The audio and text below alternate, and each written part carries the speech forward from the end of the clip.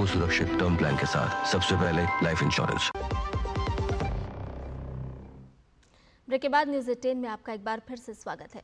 आत्मबल, अहिंसा और विचारों की कहानी है भारत की आज़ादी। ये कहानी है आत्मविश्वास की, जहां पर देश ने बिना हथियारों के आज़ादी हासिल की। ऐसा ही था असहयोग आंदोलन। 1 अगस्त 1920 को औपचारिक रूप से शुरू हुए असहयोग आंदोलन ने अंग्रेजी शासन की चूलें हिला दी थी और भारतीय जनमानस को एक नई दिशा देने का काम किया। देखिए डीडी न्यूज़ की ये खास रिपोर्ट। भारत की आजादी की कहानी केवल तलवारों की नहीं, बल्कि विचारों, अहिंसा और आत्मबल की कहानी है। और इस कहानी में एक अध्याय ऐसा भी है जहां हमने लड़ाई लड़ी बिना हथियार, लेकिन पूरे आत्मविश्वास के साथ। यह था असहयोग आंदोलन। 1 अगस्त 1920। यह दिन भारतीय स्वतंत्रता संग्राम के उस महत्वपूर्ण आंदोलन की कहानी बयां करता है जिससे न सिर्फ ब्रिटिश साम्राज्य को झकझोर कर रख दिया, बल्कि भारतीय जनमानस को एक नई दिशा दी। यह दिन आज असहयोग आंदोलन के तौर पर याद किया जाता है। इस ऐतिहासिक दिन की नींव पड़ी थी उस गहरे दर्द और आक्रोश से जो 13 अप्रैल 1919 को जलियांवाला बाग हत्याकांड के बाद पूरे देश में फैल गया था। सैकड़ों निर्दोष भारतीयों को जनरल डायर के आदेश पर गोलियों से भून दिया गया, लेकिन ब्रिटिश सरकार ने इस क्रूरता पर न कोई माफी मांगी, न ही किसी को न्याय दिलाया था। वो 1 अगस्त 1920 का ही दिन था जब अंग्रेजी हुकूमत के अत्याचारों के खिलाफ राष्ट्रपिता महात्मा गांधी ने असहयोग आंदोलन की शुरुआत की थी, जो भारतीय स्वतंत्रता संग्राम में एक महत्वपूर्ण अध्याय साबित हुआ। इस ऐतिहासिक आंदोलन की शुरुआत तो 1 अगस्त 1920 को तो हुई थी, लेकिन आंदोलन का प्रस्ताव कांग्रेस के कलकत्ता अधिवेशन में 4 सितंबर 1920 को प्रस्ताव पारित हुआ, जिसके बाद कांग्रेस ने इसे अपना औपचारिक आंदोलन स्वीकृत कर लिया। साल 1857 के स्वतंत्रता संग्राम के बाद यह पहला मौका था जब किसी आंदोलन ने ब्रिटिश सरकार की नींव को हिलाकर रख दिया हो। ऐसे में महात्मा गांधी के नेतृत्व में शुरू किया गया असहयोग आंदोलन का मुख्य उद्देश्य क्या था? असहयोग आंदोलन का मुख्य उद्देश्य अंग्रेजी हुकूमत को अहिंसात्मक तरीके से कमजोर करना और भारतीयों को स्वराज के लिए संगठित करना था। इस आंदोलन से देशभक्ति की भावना हर कोने में फैल गई, जिसमें मजदूर, छात्रों, शिक्षकों, महिलाओं और पेशेवरों सहित जीवन के सभी क्षेत्रों से भारतीय जनता की व्यापक भागीदारी देखी गई। अंग्रेजों और भारतीय आकाओं के खिलाफ मेहनतकश जनता की लंबे समय से चली आ रही शिकायतों को इस आंदोलन के माध्यम से एक मंच मिला। गांधी जी के अहिंसा पर जोर ने महिलाओं को बड़ी संख्या में स्वतंत्रता संग्राम में शामिल किया। इस प्रकार यह सही मायने में एक जन आंदोलन साबित हुआ। महात्मा गांधी के नेतृत्व में असहयोग आंदोलन ने लोगों से अहिंसक तरीकों से विरोध करने का आह्वान किया, जिसमें ब्रिटिश वस्तुओं का बहिष्कार, सरकारी नौकरियों से इस्तीफा, स्कूलों और कॉलेजों का बहिष्कार, अदालतों का बहिष्कार और अहिंसात्मक तरीके से स्वराज प्राप्त करना शामिल था। असहयोग आंदोलन के दौरान भारतीयों ने ब्रिटिश शैक्षणिक संस्थानों का बहिष्कार किया और इसके स्थान पर राष्ट्रीय शिक्षा के केंद्र स्थापित किए। ये कॉलेज स्वतंत्रता संग्राम की भावना से प्रेरित थे और भारतीयों द्वारा भारतीयों के लिए स्थापित किए गए थे, जिसमें काशी विद्यापीठ, जामिया मिलिया इस्लामिया और गुजरात विद्यापीठ जैसे प्रमुख शैक्षणिक संस्थानों को स्थापित किया गया। इन संस्थानों का मुख्य उद्देश्य ब्रिटिश नियंत्रण से मुक्त एक राष्ट्रीय शिक्षा प्रणाली का विकास करना था, जो भारतीय संस्कृति, भाषा और मूल्यों को बढ़ावा दे सके। सिर्फ इतना ही नहीं, लोगों ने घरेलू कपड़ों को बढ़ावा देने के लिए खादी को बढ़ावा देना शुरू कर दिया। इस वजह से चरखे भारतीयों के बीच बेहद मशहूर भी हुए। ऐसा पहली बार था जब एक राष्ट्रीय आंदोलन में इस पैमाने पर जन समूह ने भाग लिया था। इतना ही नहीं, देश भर के प्रमुख हिंदू मुस्लिम नेताओं ने इसका समर्थन किया और जनता को अंग्रेजों के खिलाफ शांतिपूर्ण ढंग से संगठित करने में अहम भूमिका भी निभाई। इस आंदोलन ने न सिर्फ अंग्रेजी हुकूमत के विरुद्ध अहिंसात्मक आंदोलन की मजबूत नींव रखी, बल्कि हिंदू और मुसलमानों के बीच पहली जैसी एकता देखने को मिली। लोगों ने मिलकर अंग्रेजों के खिलाफ आंदोलन किया। इससे गांधी जी को सभी धर्मों को साथ लेकर चलने वाले नेता के रूप में पहचान भी मिली।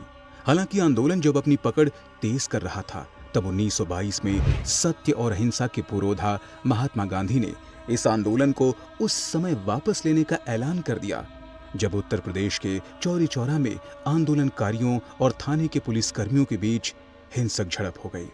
इसमें लोगों ने चौरी चौरा थाने में आग लगा दी, जिसमें 22 पुलिसकर्मियों की बेरहमी से हत्या कर दी गई। 5 फरवरी 1922 को हुई एक घटना ने महात्मा गांधी को बहुत दुखी कर दिया। जब और न्यूज़ 18 में फिलहाल के लिए इतना ही। मुझे दीजिए इजाजत। नमस्कार।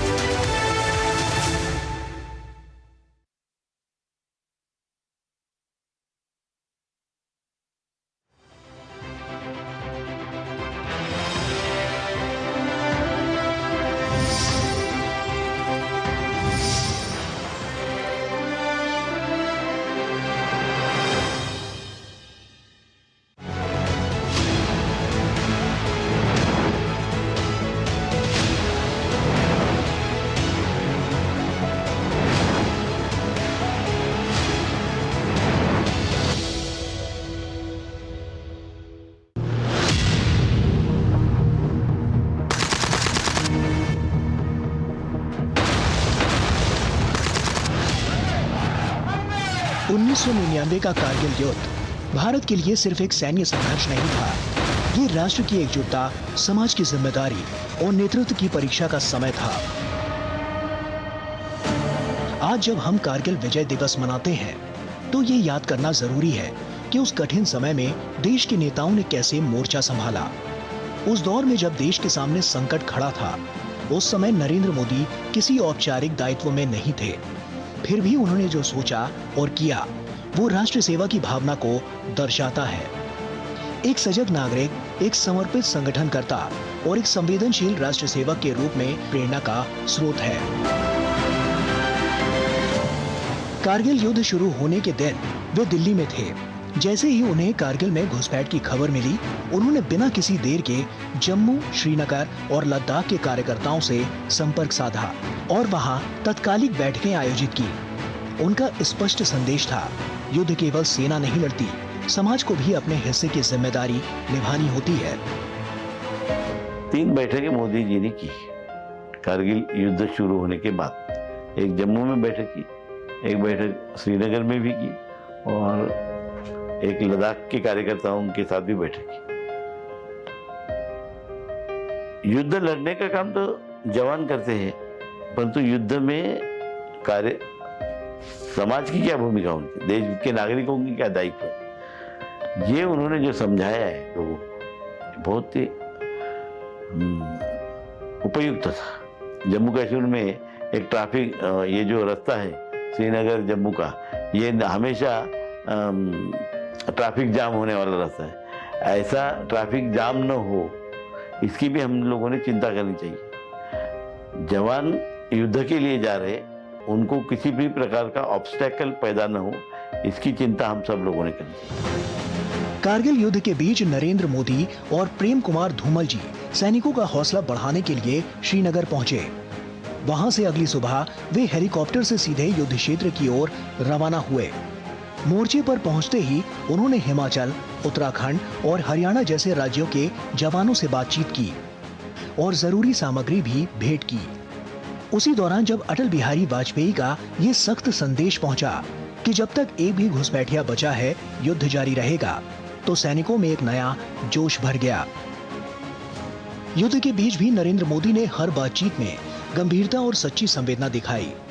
वापसी में 5 जुलाई को वे अमरनाथ गुफा पहुंचे, जहां ईश्वर के सामने शीश नवाने के बाद उन्होंने उन वीर सैनिकों से भेंट की जिन्होंने टाइगर हिल पर फतह हासिल की थी। ये यात्रा एक राजनीतिक औपचारिकता नहीं, बल्कि एक राष्ट्रभक्त का कर्तव्य था।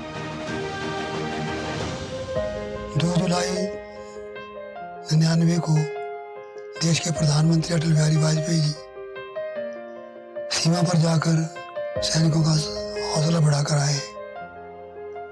मोदी जी ने कहा, धूमल जी क्या हम भी चल सकते हैं? तो हमने संभावनाओं का पता किया 3 जुलाई को पता लगा कि हम जा सकते हैं। हम हेलीकॉप्टर में बैठे और कारगिल चले गए। कारगिल जब हम लैंड किए तो गोले बरस रहे थे और गोलाबारी से बचते बचाते हम मोर्चे में पहुंचे। बहुत बड़ा मोर्चा था। हमने सामान बांटा, वापस हम श्रीनगर आए और जब हम वापस आए थे कारगिल से तो रास्ते में हम अमरनाथ गुफा के पास लैंड किए। तो तब गुफा खुली नहीं थी, हमने वहाँ माथा टेका। उसी समय वो सैनिक जिन्होंने कारगिल टाइगर वापस लिया था वो भी वहीं आए थे। वो हमें मिले।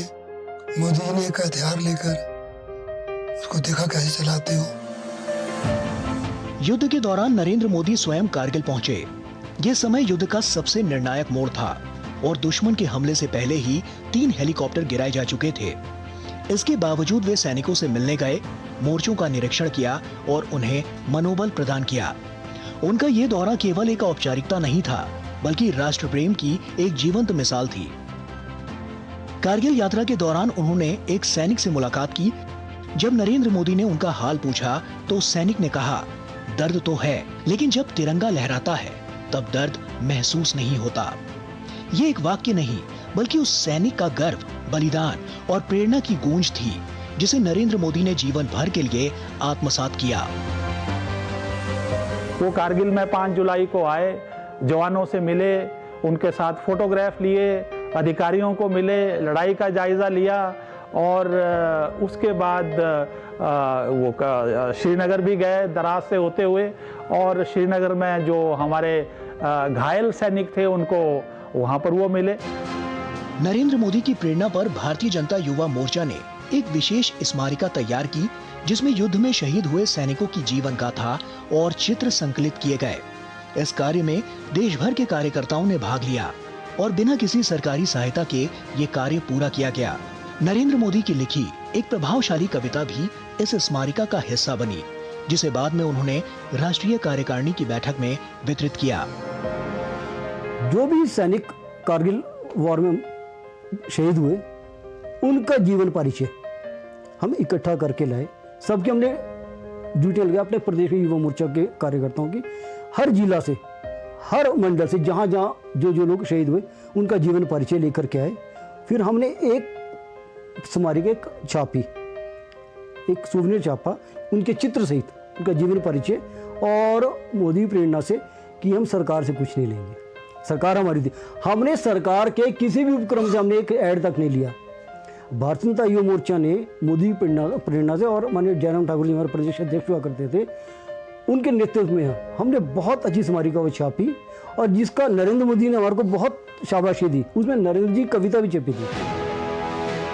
इसी तरह जब हरियाणा में लोकसभा चुनाव का समय आया तो नरेंद्र मोदी ने सुझाव दिया कि किसी शहीद के परिजन को उम्मीदवार बनाया जाए। कई लोगों की असहमति के बावजूद उन्होंने सुधा यादव का नाम आगे बढ़ाया। उनके पास संसाधन नहीं थे, अनुभव भी नहीं, लेकिन नरेंद्र मोदी ने कार्यकर्ताओं को जुटाया, संसाधनों की व्यवस्था की और एक नई राजनीतिक शुरुआत को साकार किया। मोदी ने खुद अपनी जेब से चुनाव के लिए दान देकर उदाहरण प्रस्तुत किया।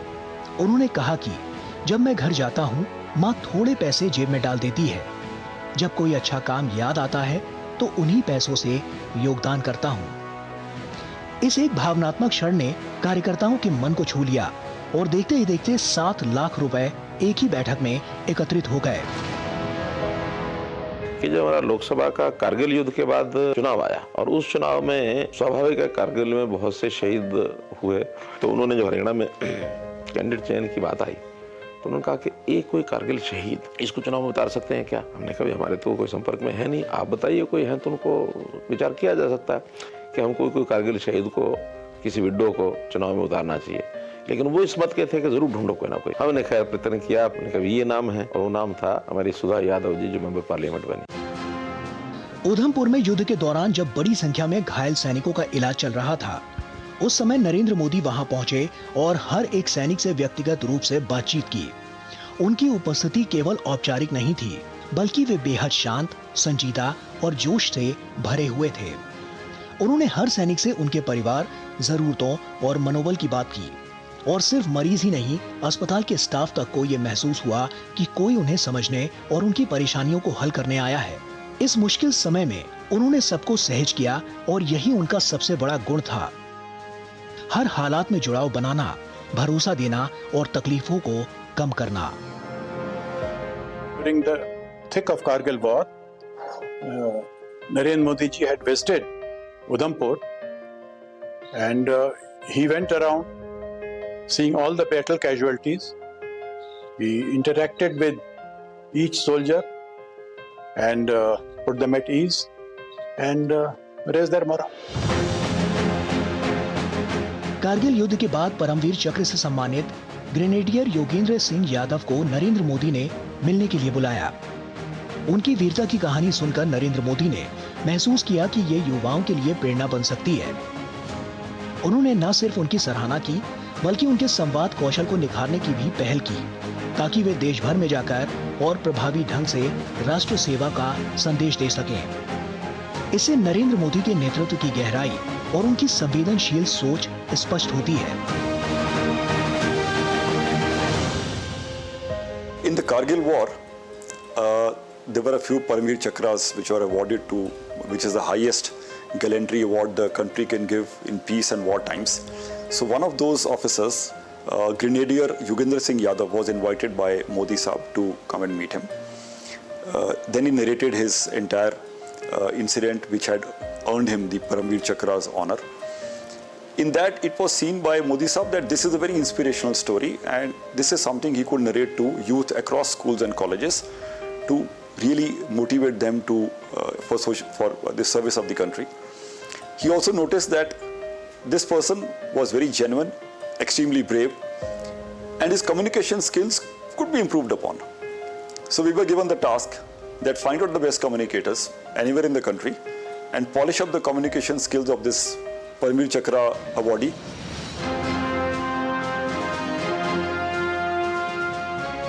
इन सभी घटनाओं से ये साफ झलकता है कि नरेंद्र मोदी की नेतृत्व शैली सिर्फ रणनीतिक सोच तक ही सीमित नहीं थी, बल्कि उसमें जन भावनाओं की गूंज, सैनिकों के आंसुओं की पीड़ा और राष्ट्र के प्रति अद्वितीय समर्पण भी शामिल था।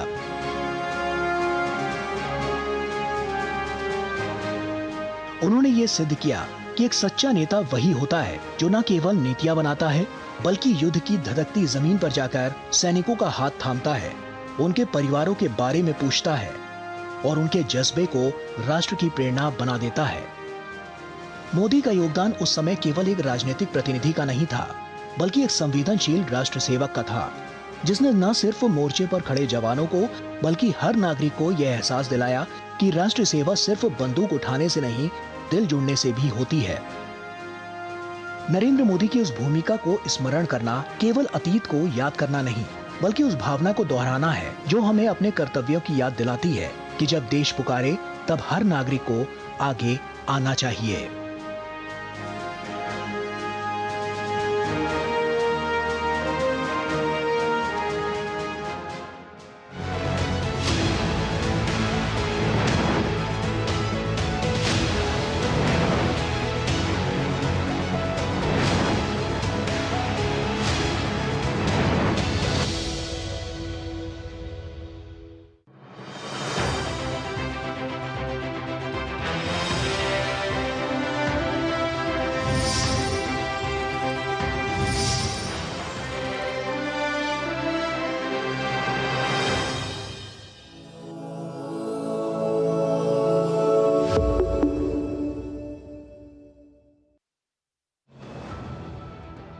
जीतन राम मांझी जी, बहुत बहुत स्वागत है आपका डीडी डायलॉग पर। आप ये कहना चाहते हैं कि आजकल नेता धूर्त हैं, लेकिन आप बहुत सीधे हैं, मन के सच्चे हैं, इसीलिए धोखा खा जाते हैं। जो सिद्धांत पर चलता है, कभी कभी उसको मार खाना पड़ता है।